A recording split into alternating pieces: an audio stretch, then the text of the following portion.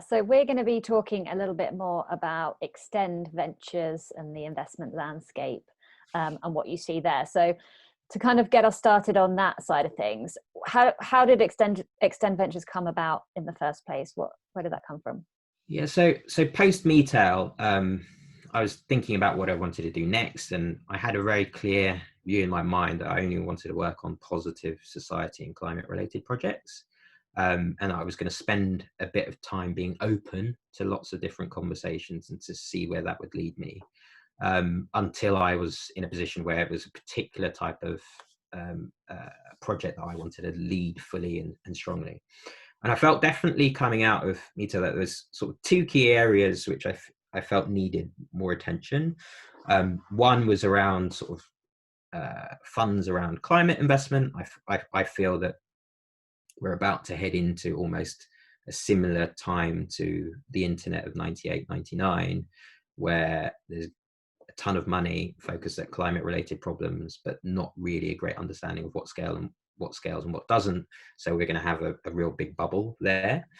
And then on the other side of it, there was definitely a sense, especially when meeting and talking to Black and ethnic minority founders about their experiences in raising money, where it felt that there was a lot to be done in sort of democratizing access to finance. And by that, I mean opening up equal opportunity in being able to raise money for all different types of ethnic and gender groupings. Yeah. So, and all types of diversity. So it's like, what could be done there? I was approached by Erica Brodnock, who's the founder of Charisma Kids, looking at mental health of children and so on and so forth. And I heard her story about raising money, and she was really keen to try and just raise a fund. She was like, right, nobody invests in Black and ethnic minority founders, just got to raise a fund. So she raised a group of people got people together, and we started discussing the issues and discussing the space. And I wanted to sort of like do a deep dive into understanding the whole ecosystem. You know, what had changed since I started Meetail years ago, when there wasn't even a Silicon Roundabout or anything named Tech Nation. How had things changed for founders? And whilst there's like a really exciting, quite mature infrastructure now around startups and tech startups in general, it felt that the sort of ecosystem around helping other types of groups was still quite nascent, but emerging. And the thing I found was quite exciting. So in the space, you have things like Foundervine, you have YSYS, Cornerstone Partners, like angel groups, like the emergence of a lot of these groups. But certainly around the groups that had become funds, it felt to me that those funds were still raising a bit too little money. So the Backstage Capital, which couldn't raise a second fund, Good Soil Ventures, Ada Ventures, and Impact X, talking to those different people, you heard the same sort of stories of like pension funds and LPs saying, come back when you've got your second fund, and have proved that investing in diverse founders works. So it was clear to me that there was no way we could straight off the bat raise a big enough fund. And by a big enough fund, I mean something in the order of 80 million plus, which could take businesses through to Series B and escape velocity. So to become those major success stories. So my feeling was that in discussion, we basically decided that there were sort of key areas that needed to be done to sort of make the community self-sustaining and successful. And one was like data and information. There just was no data and information on Black and ethnic minority founders and how successful they were, and success stories, or how many even there were in total. It was just, you just can't find it. It just doesn't exist. And with reference to female founders and the gender space, there'd been a lot of great work done over the last few years, sort of culminating the Rose Review in showcasing the actual amount of money that female founders get with reference to the VC community, their performance. They overperform against the average, and by couching things into real hard, cold facts, I think that's how you get change. You can't impact or improve what you don't measure. So the starting point was, let's just go out and get the information. And we felt that, again, from my computer vision experience and expertise, we could get all the information on businesses, and then we could do some smarts around machine learning, computer vision, to go and find images of directors and re-overlay that to basically try and get ethnic minority information overlaid across the business community, and then be able to basically do effectively the same as the Rose Review did for female founders for Black and ethnic groups. So that's our starting point. It's like, go out and get the information. At the same time, it was to basically try and drive awareness of the growing community and get more of them talking together and lobbying together as a unit. So I still found I would meet some groups and they wouldn't have heard of any of the other groups, and they wouldn't know each other. And it definitely was a sense of feeling of like, if I help you, then you might get money. That means I won't get that money, because it's only a small pot, and a lot of the investment and support is sort of almost from a charitable perspective rather than a business opportunity perspective.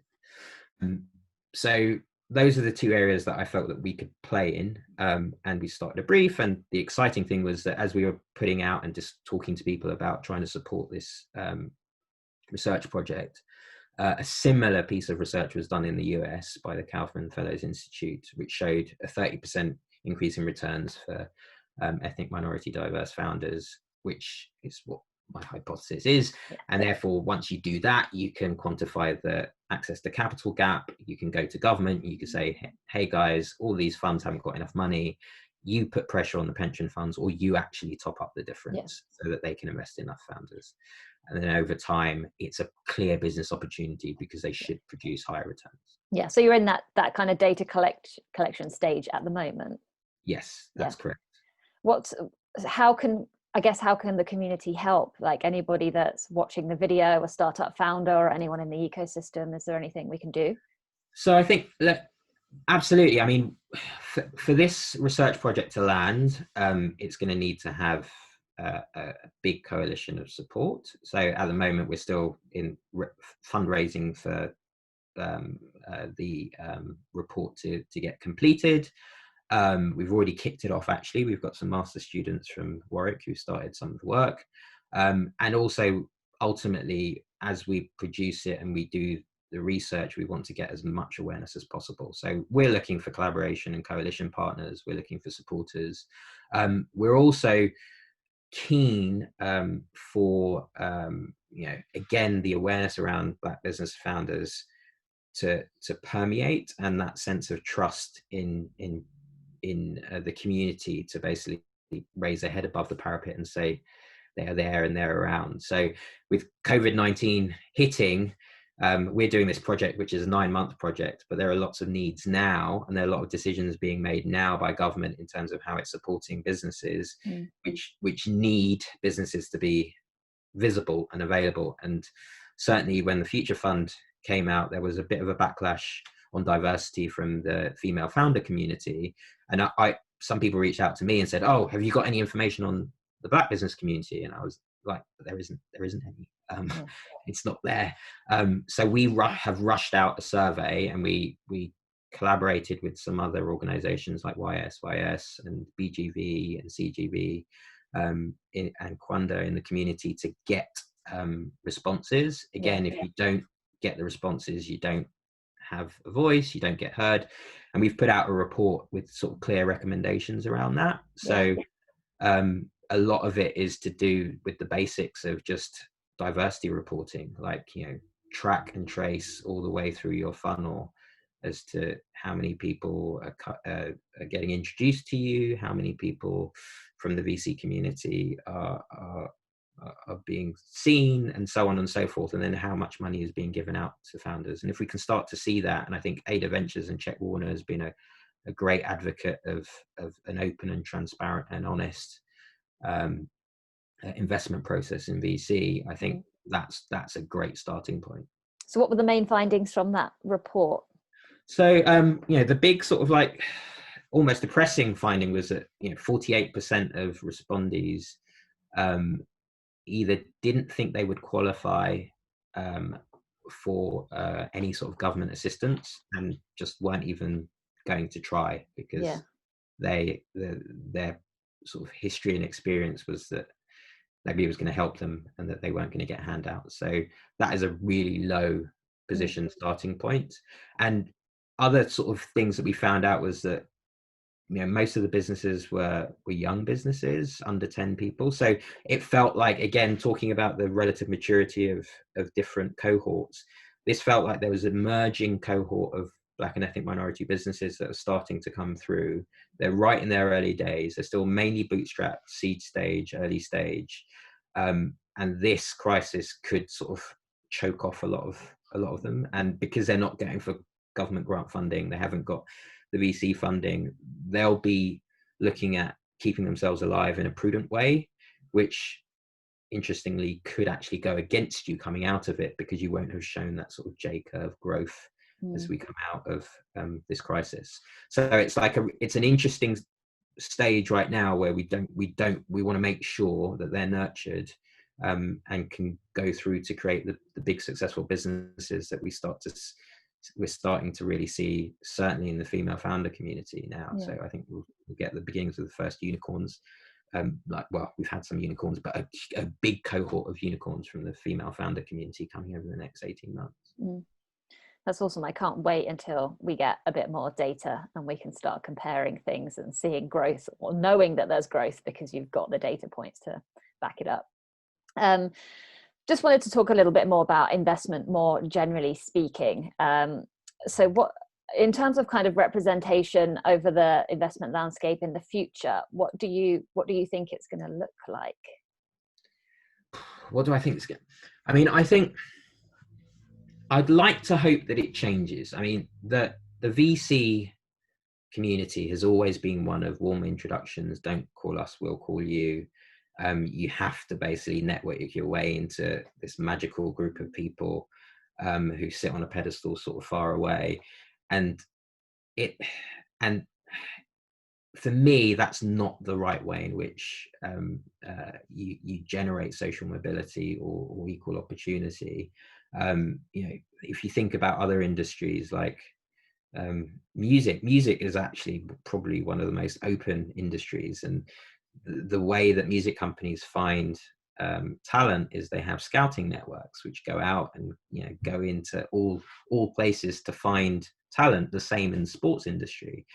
Football is probably one of those sports where that if you are great, it doesn't matter if you're in a favela or in one country or in the poorest part of any nation, you have a chance of making it to the top.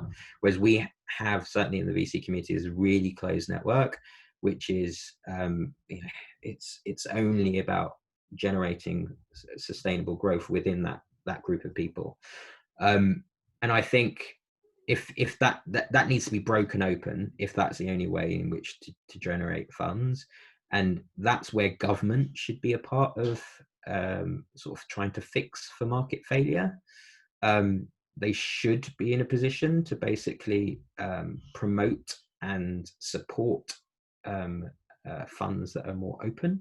Certainly, if you're thinking about now with the government's levelling up agenda in a post-Brexit world, it has to be more regionally open to areas outside of pure London. London is a massive barrier to businesses, right? Everybody's here. All of the decision makers are here, from government through to money. It's supremely difficult if you're a great business up in the north, say in Hull or the Lake District, where you have something exciting, but you have no access to the sort of people that exist here. So I think it all depends on the will, unfortunately, of government to push. And I think certainly at a time now where we're moving away from, the European Investment Bank used to be about 30 to 40% of funds as an LP, so like government's going to have to basically pick up the slack. And I think with that comes great responsibility.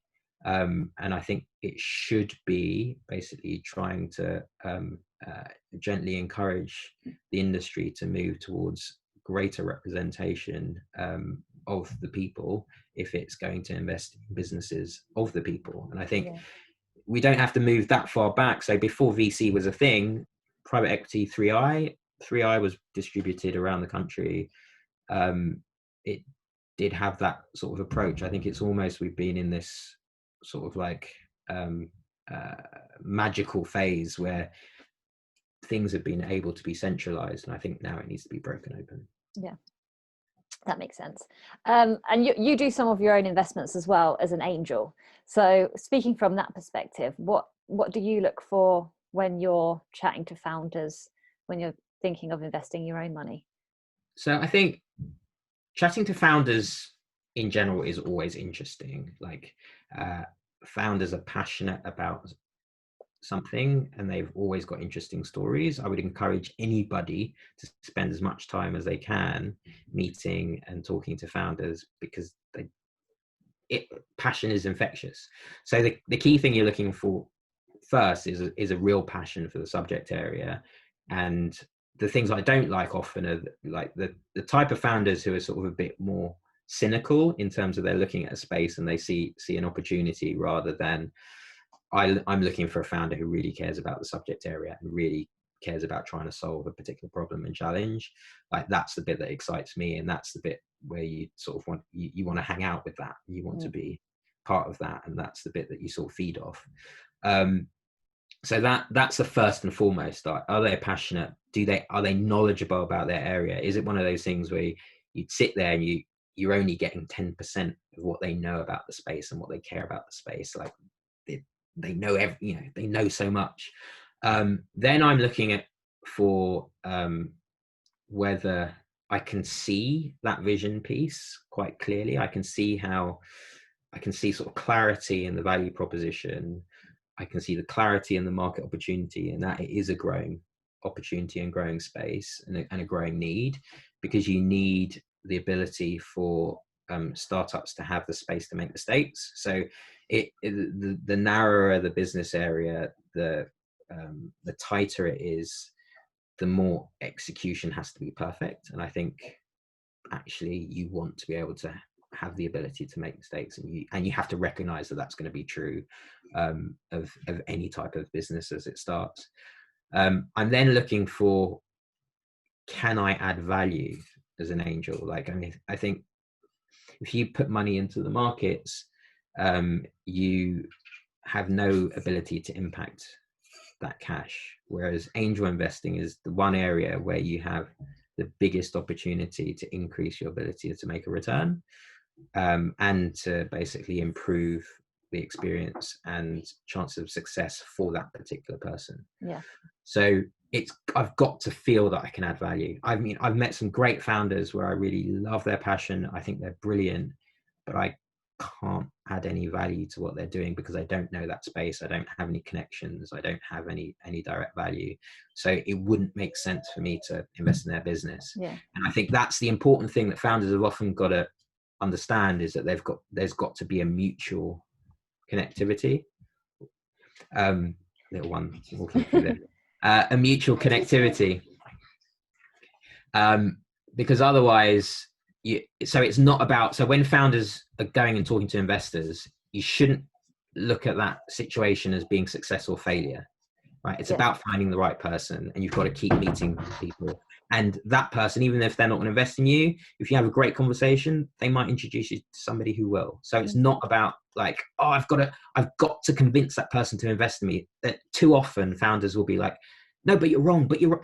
It's like, well, like you're not going to convince me, and you don't have to, and that's fine. It just this isn't the connection that's going to basically work for you or for me.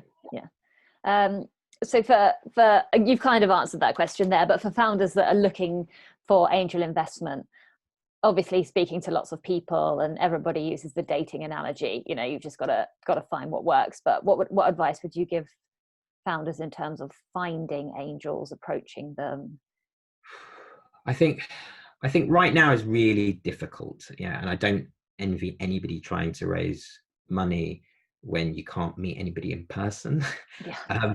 Because that personal connection, or being able to body language and everything, is so important in that ability to try and gain trust, because that's what you're trying to do. You're trying to basically gain trust from somebody in a really short space of time, trust to generate what will be a 5-year plus relationship off the back of a couple of meetings. Yeah. And that really does need personal connectivity. I mean, I would always say often people don't quite look in the right spaces, and I would say always look out for interesting people, have interesting conversations, because interesting people know interesting people. Also try and, in terms of angel investment, like be a bit like deliberate about where you're looking. So often I would say, if you've got something that's working in a space, try and look at and find entrepreneurs that have been successful in that space. They might have been, your thing might be a new thing for that space, but successful entrepreneurs who've done something there and still have an interest in that space, like build that list and try and find ways of finding them. And in your approach to them, you know, it's fine to go cold, but you can approach them by saying, oh, you know, you've been really successful in this space, I'd love to get some advice because I'm doing something. So you don't have to go cold on will you raise money, but you can go flattery with, like, you've been so successful, have, like, I would really love to know and see if I can gain help from your advice. And I think if you take that sort of approach, they're more likely to be open to a hello. And then again, because they're successful, they will know people who might be interested in your space. And in that, like, be really, like, too many people on LinkedIn will just try and connect to you without writing anything. But if you write something and you spent the time and you've shown that you know something about the other side, for me, I always respond to those types of messages. But the ones who are just cold with nothing connected, I will basically hit delete. Like, make the effort, show that you've made some effort is key. I completely agree with that. We do a lot of investor connections at TechHub with the coffee mornings, like I was talking to you about before. And some members will just sign up to literally everything without doing any research whatsoever. And it just shows, like, it almost shows that they don't really care, or they're not taking enough time of their own time as well. Like, they're not respecting the investor's time, but they're also not respecting their time, because they're going to have a completely pointless meeting with someone that's not right. Exactly. I mean, and now there's no excuse with the internet. You can find everyone's probably spoken, so you can listen to what they have to say, and the information is there so that you can be really pointed and you can be really clear in your asks for what you want to get from people. I mean, I still find it amazing, like when we were doing job interviews with people and they'd never even looked at your website. Sorry, bye-bye. Like, totally. Thank you so much. We will let you go back to your family, but we'll put this on YouTube for everybody to see. And if anybody wants to find out anything more about Extend Ventures, where would they go? Where's the best place? So they just go to extend.vc. Cool. All right. Thank you so much. Thank you. Take care. Take care. Bye.